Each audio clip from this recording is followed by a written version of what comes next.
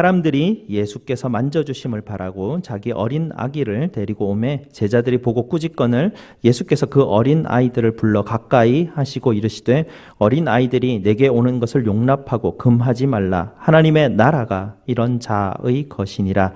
내가 진실로 너희에게 이르노니 누구든지 하나님의 나라를 어린아이와 같이 받아들이지 않는 자는 결단코 거기 들어가지 못하리라 하시니라. 어떤 관리가 물어 이르되 선한 선생님이여 내가 무엇을 하여야 영생을 얻으리까? 예수께서 이르시되 내가 어찌하여 나를 선하다 하느냐? 하나님 한 분 외에는 선한 이가 없느니라. 네가 계명을 안 하니 간음하지 말라, 살인하지 말라, 도둑질하지 말라, 거짓 증언하지 말라, 내 부모를 공경하라 하였느니라. 여짜오되 이것은 내가 어려서부터 다 지키었나이다. 예수께서 이 말을 들으시고 이르시되 내게 아직도 한 가지 부족한 것이 있으니 내게 있는 것을 다 팔아 가난한 자들에게 나누어 주라. 그리하면 하늘에서 내게 보화가 있으리라. 그리고 와서 나를 따르라 하시니 그 사람이 큰 부자이므로 이 말씀을 듣고 심히 근심하더라. 예수께서 그를 보시고 이르시되 재물이 있는 자는 하나님의 나라에 들어가기가 얼마나 어려운지 낙타가 바늘귀로 들어가는 것이 부자가 하나님의 나라에 들어가는 것보다 쉬우니라 하시니 듣는 자들이 이르되 그런즉 누가 구원을 얻을 수 있나이까? 이르시되 무릇 사람이 할 수 없는 것을 하나님은 하실 수 있느니라. 베드로가 여짜오되 보옵소서 우리가 우리의 것을 다 버리고 주를 따랐나이다. 이르시되 내가 진실로 너희에게 이르노니 하나님의 나라를 위하여 집이나 아내나 형제나 부모나 자녀를 버리는 자는 현세에 여러 배를 받고 내세에 영생을 받지 못할 자가 없느니라 하시니라. 아멘. 성탄의 때가 왔지요. 하나님, 우리 주님께서 다시 오실 그 소망의 달이 12월입니다. 우리가 성탄 주리도 하고 교회가 한껏 또 주님 오심을 다시 기다리는 그런 달이 되었는데요. 여러분들께서도 12월 적어도 한 달만은 하늘 소망하시고 천국 소망하시고 주님 어서 오시옵소서 기도하시며 지나가시는 여러분 되시길 축복드립니다. 네, 오늘 본문 말씀도 하나님 나라에 관한 부분입니다. 하나님 나라에 어떻게 하면 들어갈 수 있습니까? 라는 질문을 가지고 오늘 말씀을 보겠는데요. 우스갯소리로 이런 말이 있죠.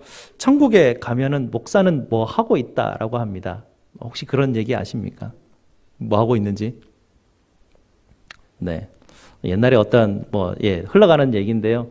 라스트 네임이 김 씨인지 어떤 분인지 모르겠지만 김 장로님이라 합시다. 김 장로님이 천국에 갔는데 예수님이 야, 너 정말 이 땅에서 수고 많이 했다. 내가 너에게 오늘 천국 짜장면 집에 가가지고 맛있는 짜장면 사주겠다 하고 데려가서 그곳에서 짜장면을 사주십니다. 맛있게 먹고 있는데 옆에 테이블에 보니까 김 집사가 탕수육을 먹고 있는 겁니다.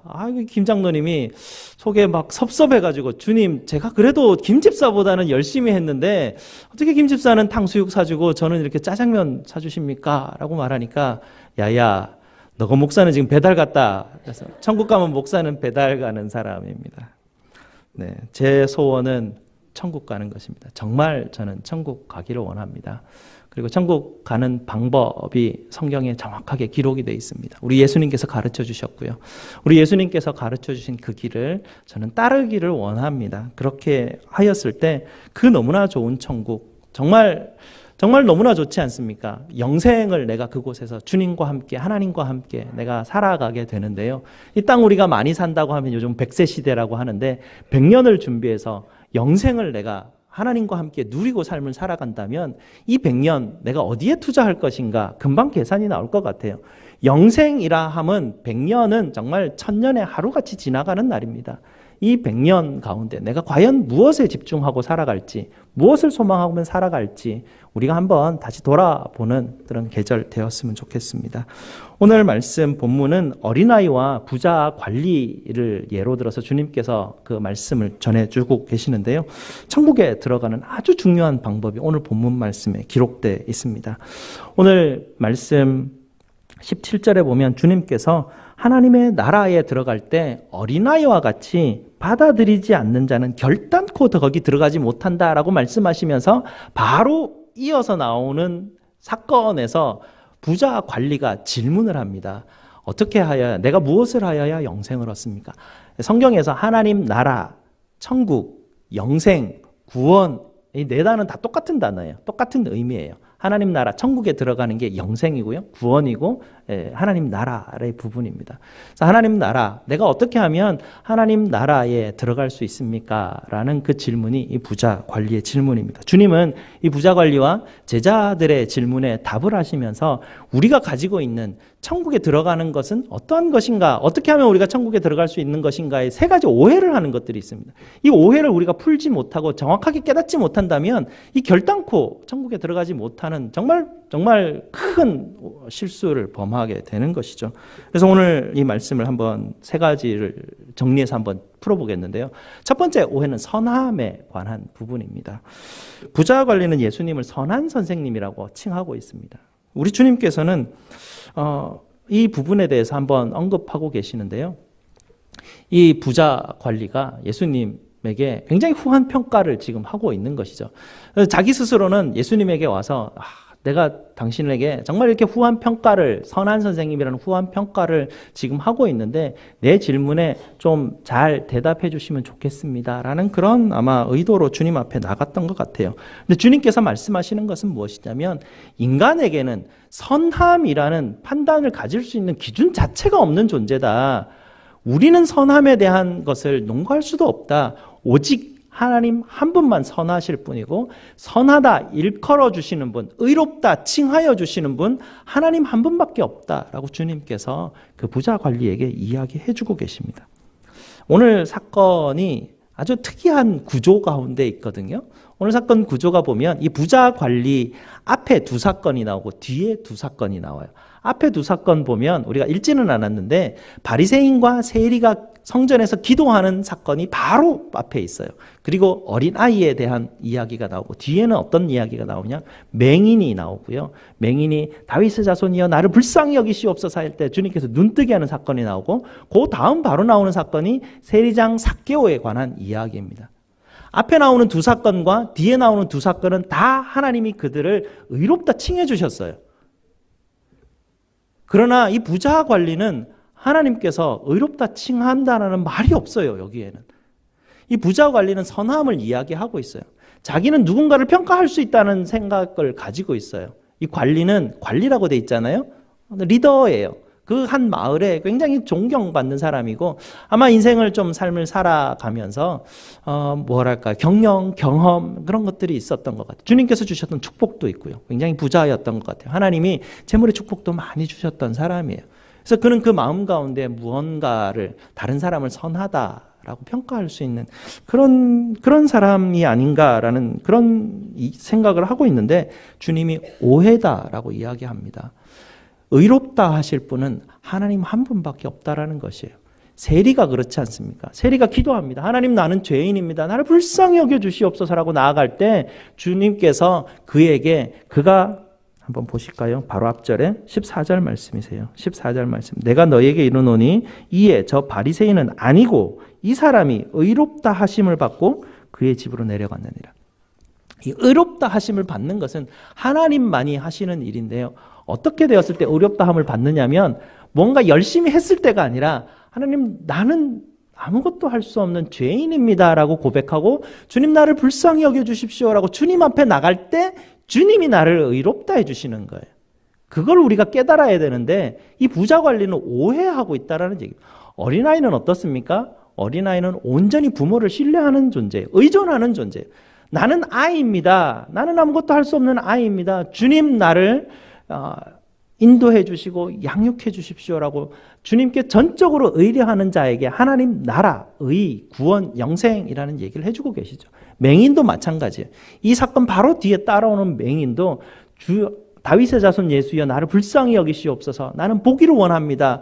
나는 하나님 눈이 닫혀서 하나님 나라를 볼 수 없습니다. 내게 눈을 뜨게 하시고 하나님의 영광 보게 하시옵소서라고 말할 때 그 보지 못한다라고 나는 맹인입니다라고 고백하는 자에게 주님께서 나아가셔서 내 믿음이 너를 구원하였다라고 칭하여 주고 계십니다. 의롭다 칭하여 주시죠. 세리장 삭개오도 마찬가지입니다. 세리장 삭개오가 주님께서 그 집에 유할 때에 어떠하였습니까? 자세한 내용은 다 나오지는 않지만 주님이 분명히 복음을 전하셨을 것이고 세리장 삭개오는 그 복음을 듣고 회개합니다. 그는 재산을 다 팔아서 가난한 자들을 나눠주게 됩니다. 이 부자 관원은 어떻습니까? 주님이 자기 재산 팔아서 가난한 자들에게 나눠주라 하니까 자기가 마음이 슬퍼서 돌아갔다고 하잖아요. 이 둘이 이렇게 차이가 나는 것이에요. 선함임, 의롭다함이라는 것은 주님께서 이 세리장 삭개오에게 내 집에 오늘 구원이 임하였다라고 주님께서 선언해 주시거든요. 하나님만이 의롭다 칭하신다라니까요. 그래서 지금 이 사건, 이 부자 관리의 사건을 보면서 우리가 이 오해를 해결하지 않으면 정말 하나님 나라에 들어가는 것이 참으로 우리에게 정말 큰 실수가 되는 것입니다. 두 번째 오해는 율법에 관한 부분입니다. 율법에 관한 부분인데 우리 주님께서 오늘 율법을 언급하시는데요. 이 부자 관리가 가장 자신 있는 것을 건드렸어요. 부자 관리가 정말 어릴 때부터 기본 중에 기본으로 늘 몸에 배어 있던 부분을 주님께서 이렇게 딱 캐치하셔가지고 그에게 이야기하시는데요. 얘기가 보면 10계명에 6, 7, 8, 9, 5계명이 여기 다 언급되고 있어요. 자세히 보면요. 6, 7, 8, 9, 10도 아마 주님께서 언급하지 않았을 리는 없는데 5부터 10까지 계명이 어떤 계명이에요? 이웃사랑의 계명이에요. 핵심은 이웃사랑. 하나님 사랑과 이웃사랑에서 이웃사랑의 개념이에요. 이 이웃사랑의 계명, 이것을 주님께서 분명히 이 부자에게 이야기했는데 부자가 자신만만하게 주님, 기본 아닙니까 주님? 제가 어릴 때부터 그거는 내 몸에 배어 있습니다 라고 자신만만하게 하나님 앞에 이야기합니다. 정말 나는 저 훌륭한 선생이 영생에 대한 이 정도 조건을 얘기하는 거 보니까 나는 정말 충분하구나. 좀 더 훌륭한 조언을 내게 해줄 줄 알고 내가 예수님 찾아왔는데 아까는 좀 실망했지만 이 정도니까 정말 충분하구나라는 안심을 하였을지 모르겠는데 주님의 답변이 그렇습니다. 네가 한 가지 부족한 것이 있다라고 말합니다. 네가 지금 율법을 정확하게 이해를 못한다라는 것이에요. 지금 이웃사랑에 관한 율법을 네가 지켰다라고 하는데 이웃사랑에 관한 율법을 어떻게 지킵니까? 자기 것을 팔아서 가난한 사람을 돕는 게 이웃사랑인데 이 부자 관리는 지금 그걸 못하고 있어요. 이 부자 관리는 뭘 하냐면요. 체크리스트를 가지고 있어요. 아침마다 체크리스트를 가지고 있어서 그거 하라는 거 지켜요. 오늘도 요거 지켰네, 요거 지켰네, 요거 지켰네, 요거 지켰네. 율법 다 지켰어. 이렇게 자기 마음 가운데 그걸 가지고 있어요. 이웃사랑의 율법은 어떻게 해서 이게 드러나게 되죠? 율법에 집중하면 이웃은 없어져요. 이웃을 집중을 해야 돼요. 이웃사랑은 이웃에게 온전히 집중하도록 돼 있어요. 이웃에게 집중하려면 내 것을 팔아야 돼요. 내 것을 팔지 않고 내 것에 집중해 있고 율법을 지키려고 내가 이웃 사랑을 율법을 지키기 위해서 이웃을 이용하면 이웃은 없어져 버려요. 주님께서 하시는 말씀은 너희가 이 이웃 사랑에 대한 계명이 정말 하나님 나라 들어가는 데 있어서 굉장히 중요한 문제, 이슈이다. 근데 너는 그것을 너무나 오해하고 있다라고 주님께서 이 부자 관리에게 말씀해 주고 계시죠. 그런데 정말 이 부자 관리는 뭐라고 할까요? 정말 자기 중심이 이렇게 붙들려 있는 것 같아요. 자기의 선함과 자기의 의로움과 하나님께 복받았다라는 자신감과 아주 온갖 모든 행복들을 누리고 있는 그런 모습인 것 같아요. 이 부자 관리는 아마 자기를 위해서 영생을 얻을 일이라면 전 재산을 팔았을 사람입니다. 근데 주님께서 내 이웃을 위해서 내 재산을 팔아라 그랬을 때 고민했던 사람이에요. 자기 영생을 위해서는 자기 온 재산을 다 팔아서라도 자기 영생을 얻었을 거예요. 자기 자녀의 영생을 얻게 하기 위해서는 자기 전 재산을 다 팔아서 영생을 얻게 해줄 거예요. 자기 중심, 자기 가족 중심이었어요. 나는 내 가족을 위해서라면 모든 희생을 감수합니다라는 자신감, 자랑감 이런 걸 가지고 삶을 아마 살지 않았을까요? 그런데 주님께서는 이웃을 향해서 내가 나아가려면 내 것을 내려놔야 된다는 것이죠. 주님 따라가는 길은 자기를 부인하지 않고는 십자가를 지지 않고는 갈 수 없는 길이다라는 것을 주님께서 여기에서 다시 이 오해를 바로 잡아주시게 됩니다. 세 번째 오해는 무엇이냐면요. 주님께서 재물이 있는 사람, 부자는 천국 가기 힘들다라는 얘기를 하면서 제자들이 그러면 주님 누가 천국 갑니까? 라는 질문을 하게 됩니다. 여기에서 오는 오해가 뭐냐면요. 우리가 하나님께로부터 받은 복이 내가 영생을 얻게 된다는 증거는 아니라는 것입니다. 무슨 말이냐면 당시에는 이 재물의 복을 받은 것은 하나님이 주셨다라는 것을 모든 사람들이 다 인정하는 시대였어요. 부자는 하나님 앞에 축복받은 사람이라 생각했던 때였어요. 하나님 앞에 축복받은 거잖아요. 뭐 여기서 말하는 재물뿐만 아니에요. 재능도 주시는 거예요. 재능도 부어주셨으면 우리는 그것이 내게 받은 축복이에요. 하나님이 내게 재능뿐만 아니라 희생이라는, 내게 또 고귀한 어떤 직분을 허락하셨다면 그것도 내게 주신, 하나님이 내게 허락하신 축복이에요. 그런데 그 축복이 내가 영생으로 가는 길에 보증수표가 될 수 없다라는 얘기를 주님이 여기서 하시는 거예요. 오히려 너희가 오해하고 있는 것이 무엇이냐면, 하나님이 내게 주신 그 축복이 나로 하여금 탐심과 탐욕을 일으켜서 오히려 하나님 앞에 나아가지 못하도록 막을 수 있다라는 것입니다. 그래서 내가 가지고 있는 것, 그것으로 내가 주님 앞에 이것이면 충족하겠지가 아니라는 얘기예요. 하나님이 내게 주신 선물과 이 축복을 어떻게 내가 흘려보내고 베풀어야 되는가에 대한 문제를 다시 한 번 더 짚어주고 계십니다. 부자가 이렇게 하늘 들어가는 게, 낙타가 바늘기 들어가는 게 더 쉽다고 하는데요. 바꿔보면 주님 아마 목사 얘기도 당시에 있었으면 했을 거예요. 야, 목사가 천국 들어가는 게 낙타가 바늘기 들어가는 것보다 더 어렵다. 야, 이렇게 얘기하셨을 것 같아요. 그래서 제가 가진 소망이 천국 가는 게 저는 정말 큰 소망이에요. 그냥 저는 못 갈 것 같아요. 정말 이 땅 가운데 정신 차리고 있지 않으면 정말 실수할 것 같아요. 청량리 중앙교회에서 23년간 목회하신 목사님의 간증 이야기들이 저는 전에 들었었는데요. 그 목사님이 은퇴하시면서 10초라는 유명한 은퇴사를 남기셨습니다. 누가복음 17장 10절을 인용하셔서 은퇴사, 고별사를 하셨는데요. 명한대로 행했다고 종에게 살해하겠느냐? 우리는 다 무익한 종이라 마땅히 할 일을 한 것뿐이라. 이 말씀을 읽으시고 교인들에게 무익한 종 물러갑니다. 그동안 고마웠습니다. 그리고 단을 내려가셨습니다. 이분은 정말 평생을 천국을 소망하며 삶을 사셨던 분이구나라는 걸 직감하게 되었습니다. 평생 동안 천국을 소망을 마음에 두고 무익한 종이라는 그 마음, 자기의 그 품은 그 마음을 가지고 하나님 앞에 늘 이렇게 사셨던 분이시구나라는 것을, 그 10초를 가지고 그 인생 전체가 어떠하였음을 볼 수 있었던 그분의 간증 들으면서 너무 부럽다 이런 생각 들었어요. 저렇게 하면 천국 갈 수 있겠다라는, 나도 삶을 살아가면서 목회 활동하면서 하나님 앞에 내 인생을 하나님 앞에 드렸던 걸로 인해서 하나님 앞에 뭐 자랑할 거리 삼고, 그래도 나는 내 인생을 하나님 앞에 좀 드렸던 것 같은 뭐 그런 마음. 근데 그게 아니라는, 무익한 종의 그 마음을 가지고 평생 살아가지 않는다면 정말 이 낙타가 바늘기 들어가는 것보다 어렵겠구나라는 생각들을 해보게 되었습니다.